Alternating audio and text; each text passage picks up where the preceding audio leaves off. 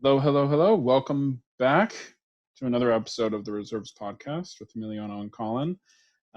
Straight off the bat, you guys, we told you guys last time we have our graphics, we have everything in terms of socials now. So follow us on Twitter, follow us on Instagram, and subscribe to the YouTube channel. Videos are coming. Experienced some audio issues with YouTube on last Friday's podcast, so we weren't able to upload it, unfortunately. But I'm hoping that this one works and that YouTube cooperates, so that you guys can look at it on YouTube. But we did you guys a little bit of disservice this episode. It was Kobe Day, August 24th, and we did not talk about Kobe at all. Obviously, anyone who listens to this podcast, really anyone, I think in the world at this point is well aware of what happened to Kobe Bryant and his daughter, and some of his daughter's teammates. And the only thing that I want to say, not gonna say too much on him. You guys have probably heard plenty. But at this point, what Kobe kind of stands for and what the Mamba mentality really stands for is just doing your absolute best in absolutely everything that you guys do. So, regardless of how many people listening to this podcast, Colin and I are really making a concerted effort to just do everything that we can to make this the best possible podcast that we can make. And for you guys, anything that you guys do, whether it be work, whether it be pick up games at the park for basketball, anything that you guys do, just do it the absolute best that you can. And I, speaking from experience, when I give my absolute best effort, you're definitely happier. You're going to find yourself a lot more successful. You're going to find yourself given a lot more opportunities through life. And I think that's, what Kobe was all about. I mean, he failed at certain things. He wasn't a perfect person. The great Michael Jordan quote was how many, not quote, but stat, but how many game-winning shots he actually missed versus made. He missed a lot more than he made, right? But, Kobe really embodied everything in terms of giving it your absolute best. He absolutely left it all on the floor. So that's all I have to say. A bit of words of encouragement from a random podcaster. And now we're going to jump into the pod, talking about some of the matchups that we still like. A few teams already getting swept. After we were finished recording, Miami did end up going on to sweep, so that adds a little bit to the podcast. But of course, we're going to talk about Luka and that absolutely ridiculous game-winning shot, which I'm sure Kobe was smiling down on seeing that. So enjoy the podcast, you guys. We'll talk to you in a few days. Just keep listening. Like we keep saying, the podcasts are just going to keep getting better as the playoffs go on. The content is just going to be easier to produce, and they're doing a lot of the work for us, giving us everything to talk about. So thanks guys for listening. Thanks for subscribing to the YouTube channel, following us on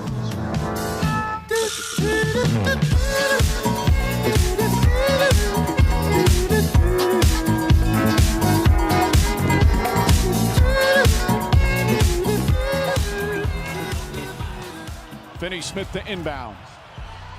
Back to Doncic. Doncic pulls up, three-pointer. Bang! Bang! It's good! Doncic wins the game at the buzzer! Let's go! Alrighty, we are recording. Happy Monday, pal. August 24th is when we're recording this.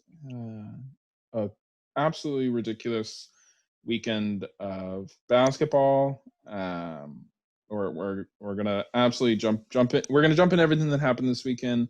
But although we're gonna talk a little bit about it later, I just want your immediate thoughts of that Luka step back.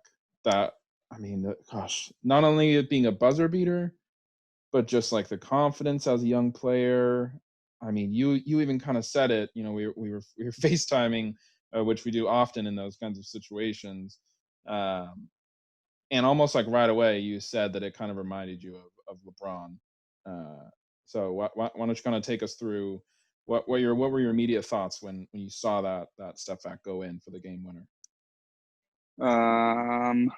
I mean, like you said, we were FaceTiming through it, and it was just one of those shots where as soon as he stepped back onto that back foot and started going up for the shot, you were just that's going in. There's no way that's going in. And if you follow us at Reserves Podcast on Twitter, you can see our live reactions to situations like that. So I think I tweeted it. I said Luka called game, step back three over Jackson for the win, and it was nuts. It was just 47 minutes played on a bad ankle. I don't know. It just, you saw him like be born. Like what is gonna be happening over the next 10 years was like that situation right there. And when I mentioned the LeBron thing, it wasn't necessarily that it reminded me of a shot from LeBron, but I feel like these kind of players have like star defining moments to start their career. And like this was it for him, like that was it for sure, hands down. Yep, I absolutely agree on with that.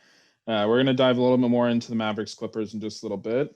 But I mean, after that shot, that's not something that we couldn't have started a podcast with today, because that was definitely the highlight of the weekend for sure. One other thing that we can get out of the way right away is these sweeps in the East. It seems like kind of as everybody thought, as everyone assumed.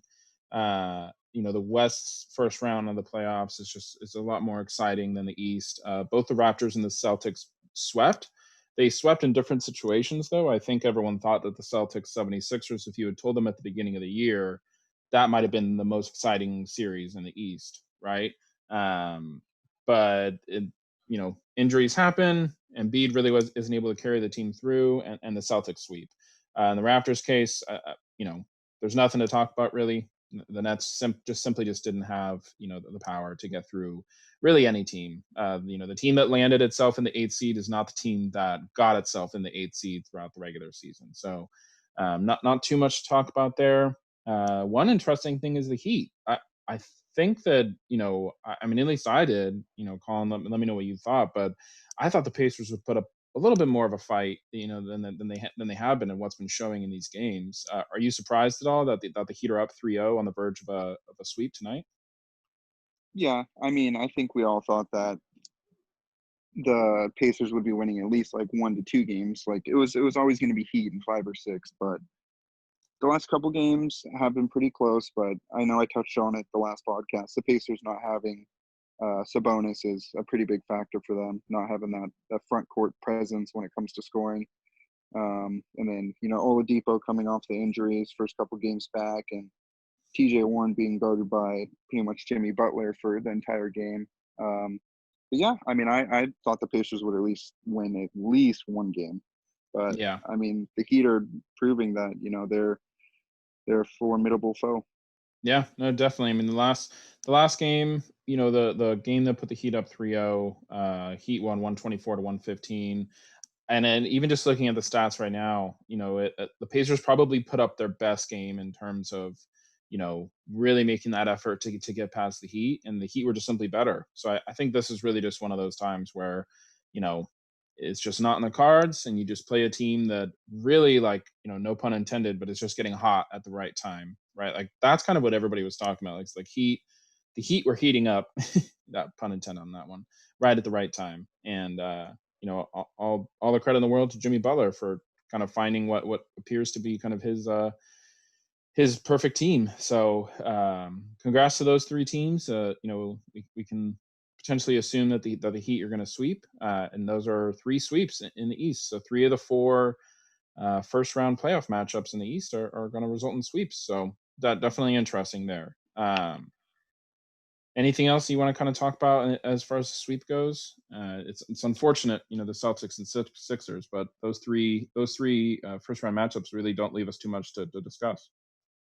No, and I think everyone is looking forward to the Celtics and Sixers matchup. The Sixers took the season series, I'm pretty sure, and the Sixers signing Horford, the alleged Embiid stopper, and having him on the team, but they had the injuries took presence, and Horford's kind of proved that he wasn't a great fit throughout the year, and it is what it is. Yeah, absolutely agree. I know a series that you were looking forward to, and then I was looking forward to, of course, with your sleeper pick being the Thunder almost the entire season.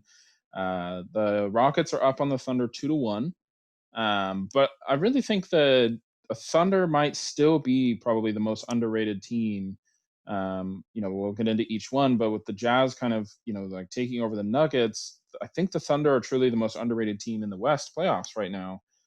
Do you think, just straight out of the gate, do you think the Thunder have what it takes to win the series at this point? As we're recording this, just for some insight, the game is going on. But we won't use whatever happens in this game as far as our opinion goes, but do you think that the Thunder have what it takes to get past the Rockets?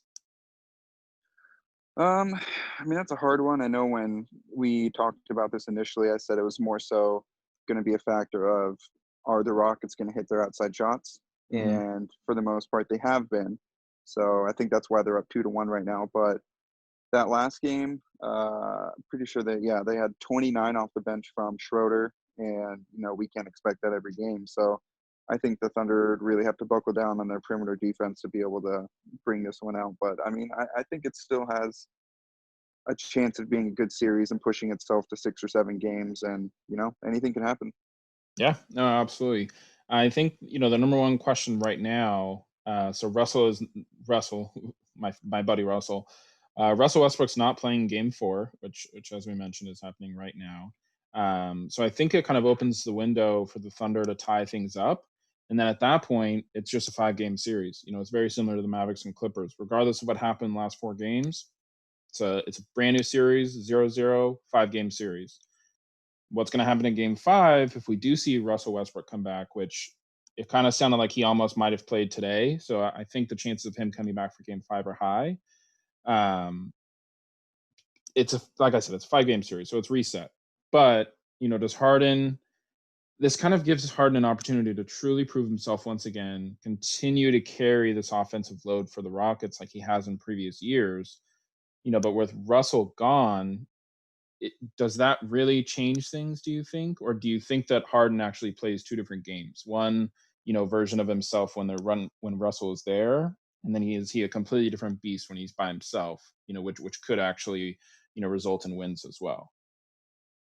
No, I mean, I think the biggest thing was when the Rockets got rid of Clint Capella, they were really organizing their team to orchestrate around Russell Westbrook and James Harden. So without Westbrook there, you're missing that superstar presence that has the explosive ability to drive to the rim and, create lanes for other cutters and open shots for other people on the perimeter. So, I mean, his game isn't too different without Westbrook, besides he gets a lot more attention on defense. Harden's a shooter, he's going to shoot. But I think the Rockets aren't as good, obviously, without Westbrook. I mean, I think anyone can say that. So if Westbrook does come back by game 5 or 6, then I think it's the Rockets series for sure. Yeah, and I definitely echo what you were saying. Everything has to go right for the Thunder, and everything has to be going wrong for the Rockets. We kind of saw that in the game that the Thunder just won. The Rockets just weren't really hitting their shots. The Thunder, didn't have a perfect game, but just simply played better than the Rockets. But I think, everything on paper, they go head to head and everybody plays their best. The Rockets are just simply the better team at the end of the day. So Thunder, interesting story, potentially a Cinderella story. But like you said, if the Rockets are just hitting their shots and playing to the best of their, paper ability, the Thunder don't really stand a chance. So what's your honest take right now? Does it go 6 games or is it over in 5 at this point? I think it goes to 6 games. I picked the Thunder winning today. That's kind of my thought process there. Okay. All right. Well, then 6 games it is. That's at least a little bit more exciting. I hope a couple of these first round matchups go 6 games. Although, side note, something interesting that I did hear is that the playoff system is going to be a little accelerated this time around. So for those of you that know, typically, like in the situation in the East where 2 different first round matchups swept, typically those teams would get a break regardless. What they're planning on doing this year, I believe, is that they're going to have a little bit of an accelerated timeline. Whereas in a situation where all 8 first round matchups would result in sweeps, they would just play in the next 48 hours and they wouldn't, take that break period and wait for the regularly scheduled games. So that might be a little bit of a factor come conference playoff time or conference championship time and finals time. But we'll wait to see for that. I mean, that's a big deal. That's a big deal for teams like the Raptors. they're an older team overall. Lowry's, I think, 33 or 34 now. Marcus Hall's older. Ibaka's in his 30s. So not I mean, having I those think additional couple days off is big. And Lowry just sprained his ankle. every team that we consider a championship contender this year, outside of the Celtics, maybe, which I think I think people are still teetering on the idea of them actually being a true championship contender. I mean, even the Bucks, I feel like are not, generally built around being a super young team outside of maybe Giannis. But if we look at the Clippers and if we look at the Lakers in the West, and then if we, like you mentioned, the Raptors, that's three of maybe four or five teams that are really built around, aged superstar players. I mean, the Lakers alone, we still don't really know if LeBron would have made it a full 82 games. He got hurt last year. There were, I think, tacky kind of lingering injuries throughout this year. I think that he even took off the last two games, and it was like, it was on the roster sheet as out for nursing an injury. So it'll definitely be exciting. I think that'll be one thing. Everyone keeps saying that yes, there will be an asterisk on this finals, on this championship, but the asterisk is because it'll be more difficult. I think that's one thing that we'll have to keep in the back of our mind if that ends up happening, is that these players are mentally and physically just drained. And so what kind of performance will we see in the conference finals and the NBA finals? So Yeah. interesting. Next matchup, the Lakers and Blazers. I think the Blazers are a great story along with the Thunder, sneaking into that 8 seed. But I don't think there's too much to talk about outside of playoff LeBron, which I know, Colin, that's like, the thing as Kings fans, the only thing we have to look forward to in terms of playoffs over the last almost damn near 15 years that he's been dominating the league is playoff LeBron. So how was it seeing all the memes, of him being reactivated? The comparison between, there's a picture going around of, I think it was post dunk or block.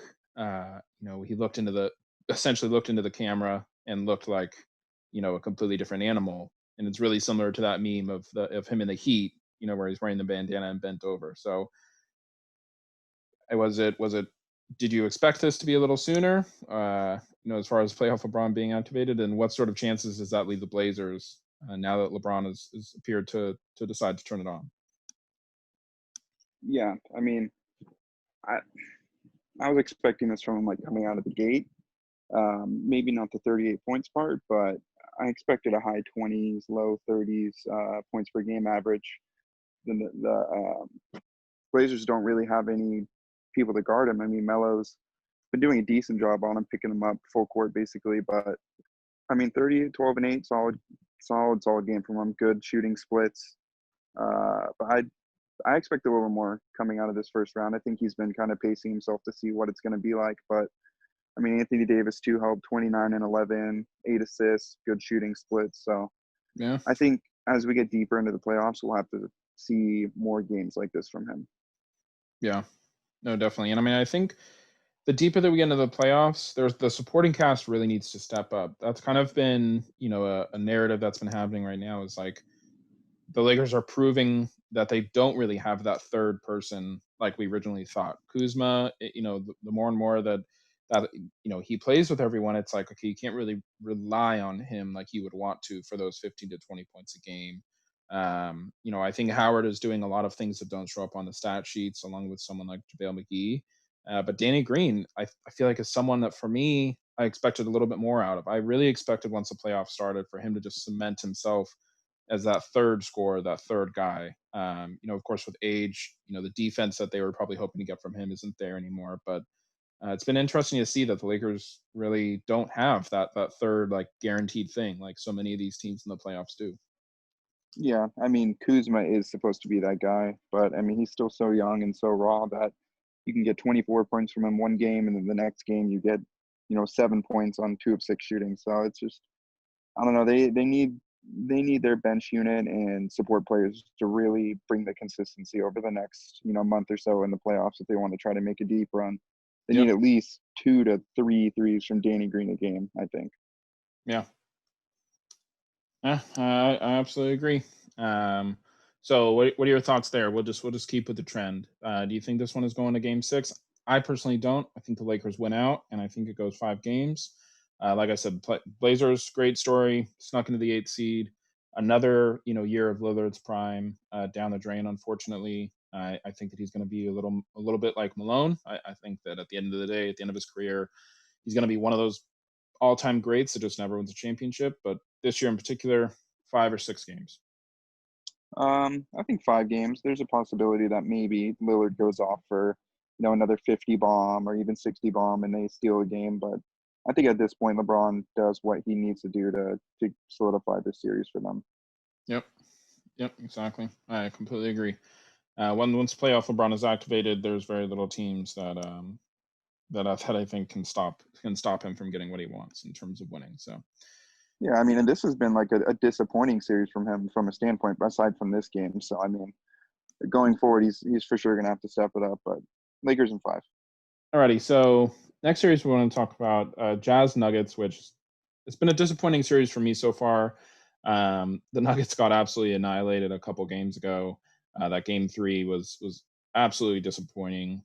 I was expecting a lot from this series. I mean, at this point, Jokic is kind of like he's almost one of those guys that like kind of is disappearing a little bit in the playoffs. Like he is someone who should be able to impact a series every single night.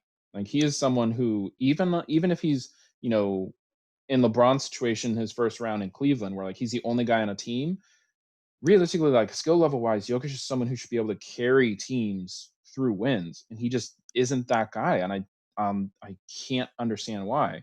But for the Jazz, I mean, Jesus, Donovan Mitchell, and even Murray for the Nuggets, they both go off for 50 in the last game. And Colin Mitchell finds himself in some pretty exclusive company. Why don't you talk a little bit about like what he's accomplished so far this series and what it might mean kind of leading into the potential next round if we're assuming this round goes, or I mean this matchup goes 5 or 6 games and the Jazz come out victory. Yeah, I mean, anytime you find yourself in the company of names like Allen Iverson or Michael Jordan or LeBron James, even it's good company to be by, and you're really starting to blossom going forward. But I mean, he's one of the only players alongside Iverson and Jordan, like I said, with multiple 50-point games in a single series. So, I mean, that alone, I mean, maybe that's a telling factor of why I play in his shoes. I don't know, but he's a beast, and he does what he needs to do to get it done. Sometimes he could be a bit inefficient and forces his shot, but this series has been, phenomenal for him. Yeah. Do you feel like he's maybe a little underrated still, or do you feel like people know exactly who he is in terms of just being a straight Um, volume I think scorer? I think after this series, he's arrived. Like, Yeah. this has been, I think, eye-opening for a lot of people of what, I don't want to say kid, but what this kid is capable of. Yeah. Yeah. And I know I kind of mentioned it, but Jamal Murray going off for 50 as well. He's taken he's such a roller coaster in terms of statistics. It's like one week it's like, oh, that's why they gave him all that money. And then the next week it's like, why the hell did the Nuggets give him all that money? So it's nice to see him at least have a great game and go off. But like I said, the Nuggets they're like one of those teams, man, where like on paper you look at it, and then with the surprise of Michael Porter Jr., it's like they could almost win a championship, with all that talent. And it's like it just something's not clicking. But they're Yeah. young. Maybe in the following years we'll see a different outcome. But it looks like this one, same question: 5 or 6 games. Um, I'd like to think that the Nuggets can steal one more, but I Same. could see them, losing that next one. Yep. Malone really hasn't seemed to have an answer on the defensive side of things. I noticed that Porter Jr. moved to the bench from the starting lineup, so maybe that was one of his things. But the Nuggets just don't have that third guy Hmm. like Jamal Murray, Jokic, and who like Porter Jr. I don't think is quite there yet. Hmm. This is going to be a big offseason for them. Millsap, big contract, free agent now, so they can, maybe utilize that cap space to pick someone else up. But, the Jazz have Mike Conley in that third guy, and Jordan Clarkson has emerged to be that X factor 6-man for them. And I just don't think the Nuggets have that. And I think that's been really the decision maker alongside of Gobert playing, phenomenal defense and rim running all the time. But yeah, I think 6 games, but I could see it being done in 5. Yeah. Yeah. I mean, you tweeted about it at Reserves Podcast on Twitter. You tweeted about a little bit that Gobert kind of, just simply dominating Jokic. And like I said, like Jokic is typically on the other side of the domination. And I personally did not expect that from Gobert in this series. I always expect him to have kind of defensive impact. But I just, and maybe it's me being somewhat of a casual fan. Those of you that have been listening from the beginning, I am slightly above average fan in terms of the know-how of things. And for me, I don't expect that out of Gobert ever. Like I maybe expect him to have 3 or 4 blocks in a game, pull down 13 or 14 rebounds just because of his size and his dominance in the paint. But I would never expect him to be dominating in terms of offensive and in terms of scoring and having an impact on the offensive side of the ball. So has that been a little surprising for you, or do you feel like he has this in his bag and has just not really needed it because of maybe Mitchell? No, so that's that's a product of a matchup issue. So Gobert is tall and long, but he's pretty nimble on his feet. Hmm. And you match him up with someone like, Jokic, who laterally is pretty slow. It's if you look at Gobert's shot selection, it's all from, within 5 feet of the rim coming off of pick and rolls. So, it's just he's faster and more nimble, and that's always gonna be a benefactor of you succeeding on the offensive side of things, especially when you're facing someone like Jokic, who's, slow foot. Yeah, I mean, so if we're looking at it, in terms of the playoff picture, the Jazz move on. They play either the Mavericks or the Clippers. Is there anybody that you see on that team? If Jokic couldn't stop him, is there anybody that you see on that team? That can slow someone like Gobert down, or have they kind of found like their secret weapon in terms of maybe making a deep run? Um, I don't know. I I mean, has mean, seeding? It seems like seeding may have benefited them a little bit because you think about the person on the other side of the playoff picture, which would be Anthony Davis, or James Harden playing center for the Rockets. Like in terms of seeding, they almost got really benefited from the fact that they didn't land on the Lakers side of the playoff picture, and that they're not facing AD in the second round.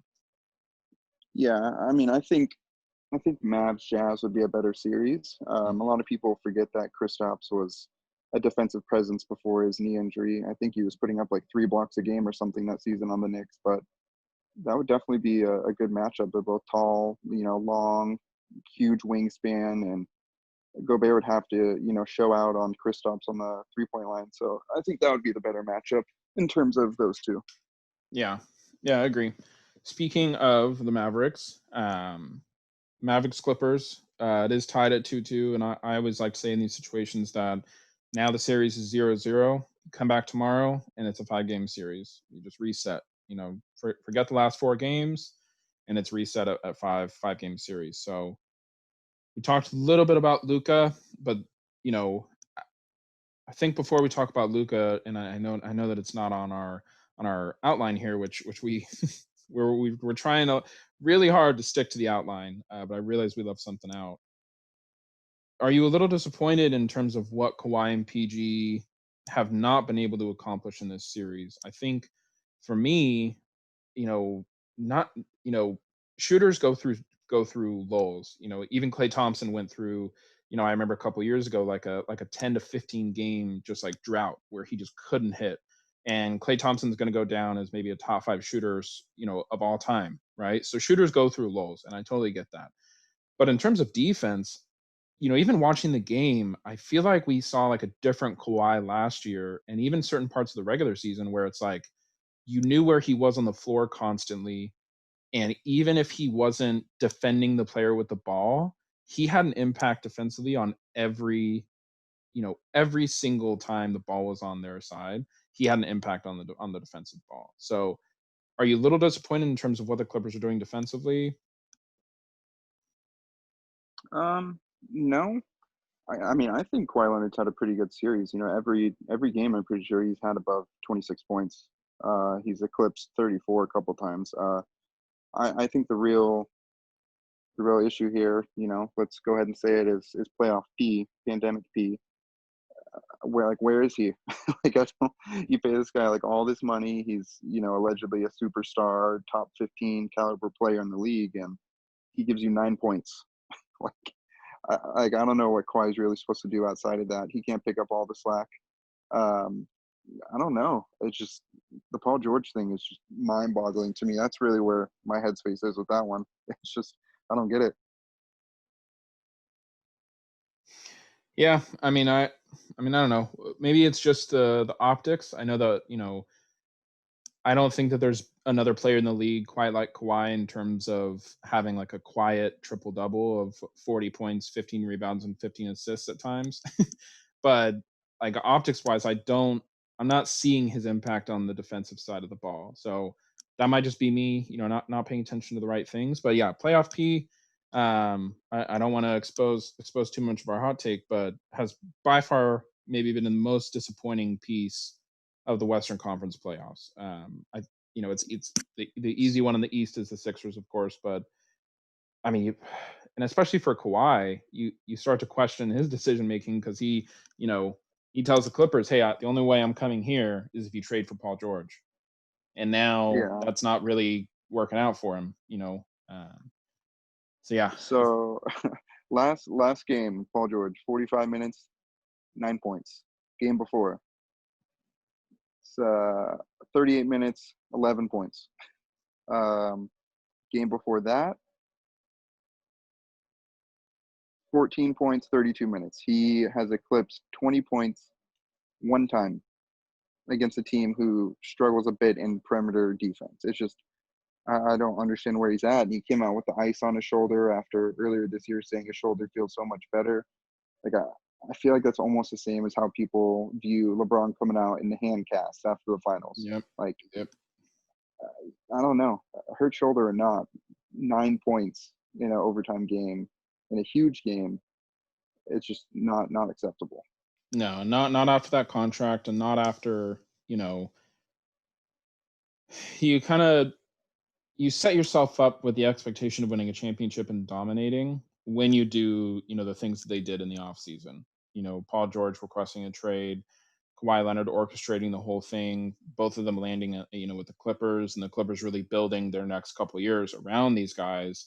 We said it back then. We didn't have the podcast, of course, but like I said, I feel like we both said it to each other, like, this is championship or bust situation. Not necessarily this year. It's not a blow up the Clippers if they don't win the championship this year type of situation, I don't think. But I mean, this pair of contracts that they have is championship or bust. That nobody can tell me different. That's the way it is. No, and anyone who views differently, go and watch people like Stephen A. Smith, Max Kellerman, all those people, and look at their mid-season reviews on the Clippers. Like, telling everyone there's no one that can stop this tandem. No one can put up the points. They have all the perimeter defense, and a team like the Mavericks is, low-key torching them a little bit. Yep, absolutely. Yeah, I mean, in regards to Luka, I feel like we said what needs to be said. 47 minutes, 43 points, 17 rebounds, 13 assists, one ankle. A Lillard-ish game winner, step back over Reggie Jackson. Like, he's arrived. He's here. And not to take anything away from Luka, and not to take anything away from Reggie Jackson, who maybe in his prime, was a little bit of a formidable defender. But how, when you have two in their primes, Paul George and Kawhi Leonard were potentially all-time great defenders.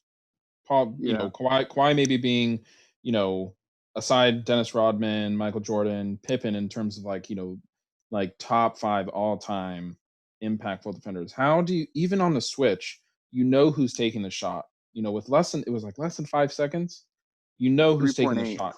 How do you not go around the screen or fuck it, leave a guy wide open? Luka's taking the shot. How is it that you have those two guys on the floor and neither of them are defending Luka?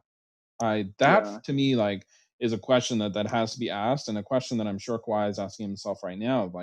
Man, how did I let myself get switched? Because that's what started. Kawhi started on Luka, But it's Yeah, like, it was a simple off ball, screen too. It yep. wasn't anything crazy. Oh, Like if you watch the replay, like Kawhi does not even like attempt to fight over it, go under, go above it at all. yeah. Like it's definitely weird. No, I definitely agree. And another thing to mention is no Kristaps that game either. Yeah. And, I almost feel like Kristaps, the games that he's played, has not had a huge impact, but when he comes back after this game, yes, of course I said, it's a new series, 5-game series, tied 0-0. This just in, 76ers fire Coach Brett Brown. Wow. You heard it. You heard it here. Wow. Sorry, breaking news. We got a Woj bomb. Woj bomb on the pod. The first Woj bomb of the podcast. Wow. Does this no, I mean, it's totally fine. What are your initial thoughts in terms of what this means for the 76ers offseason? That's so fast. That's crazy.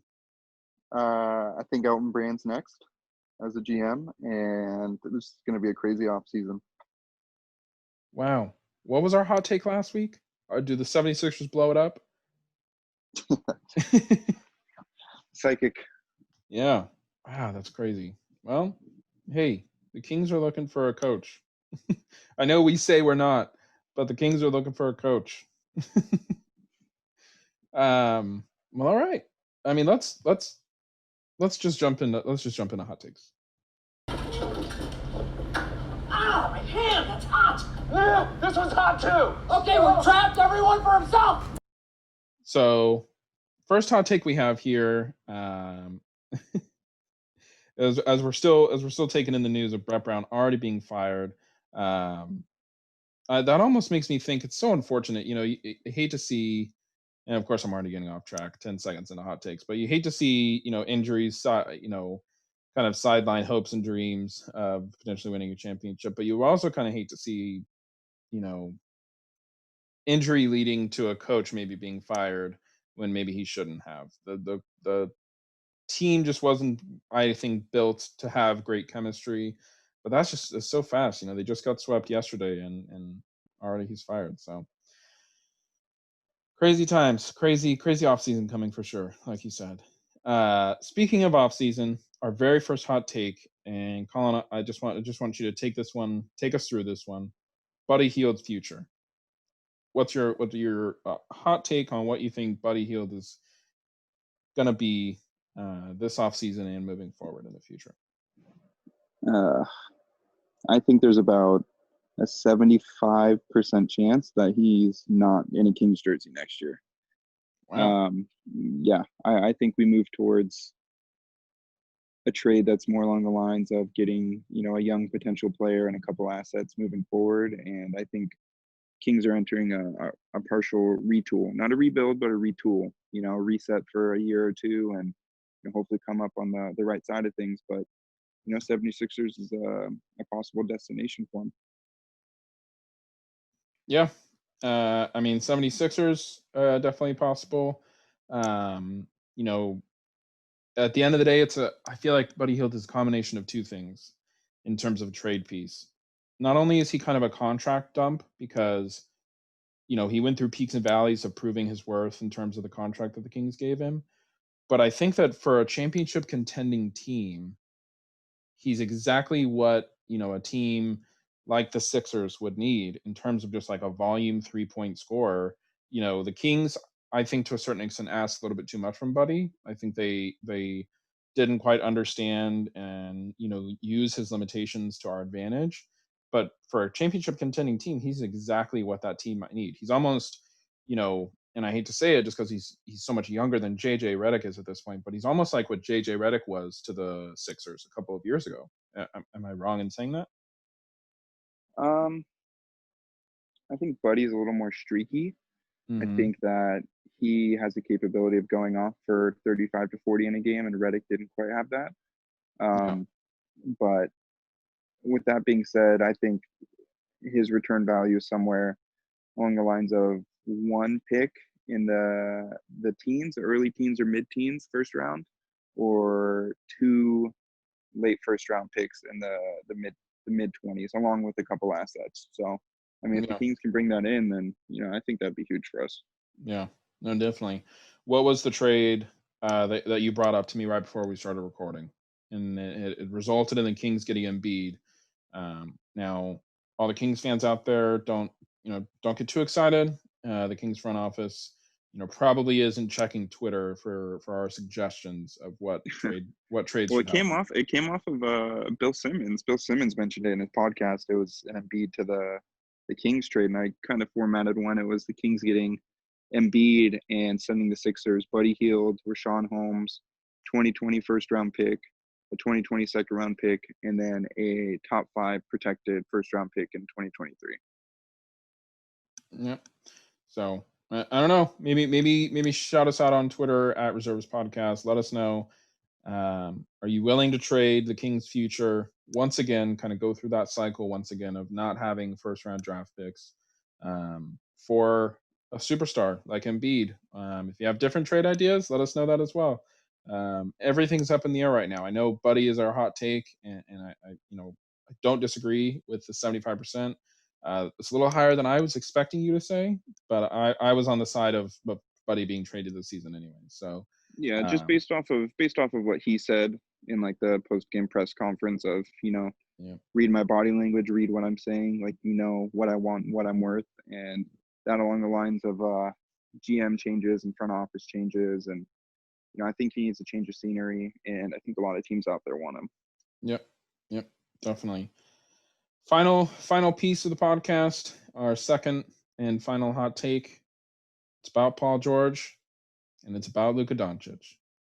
Colin, will Paul George win a championship before Luka wins his first MVP?